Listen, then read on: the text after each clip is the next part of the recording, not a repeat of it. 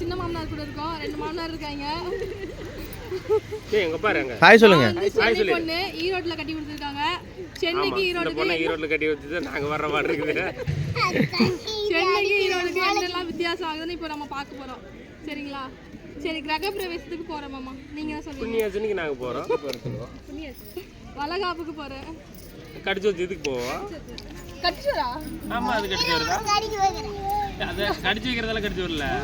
பண்ணாங்க பாத்தியா? அதான் கடிச்சு வச்சு. ஓ, கட்டு சோறு. நீங்க வளகாப்பும்பீங்களா? வளகாப்பு. வளகாப்புன்னு சொல்லுவாங்க. குழம்பு கலக்கி விடுங்க. குழம்ப கலக்கி விடுறதா? கலக்கி எல்லாம் விட மாட்டாங்க. அதான் சொல்லுவாங்க எங்களை. கலரி விடுமாங்க. அலசி விடு. அலாசி விடு, கலக்கி விடு. அப்புறம் குழி தோண்டி இருக்கு. குழி பறிச்சு வச்சிருக்காங்க.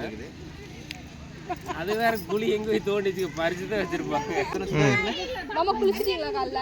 காலையில தண்ணி ஊத்திட்டு வந்துட்டு. தண்ணி ஊத்திட்டு வரணும் தான் சொல்லுவாங்க. ஆமா, தண்ணி ஊத்திட்டு வருவோம். அப்ப மேல குளிக்கிறீங்கன்னா அதுவும் தண்ணி ஊத்திட்டு தான் வரும்னு சொல்லுவாங்க.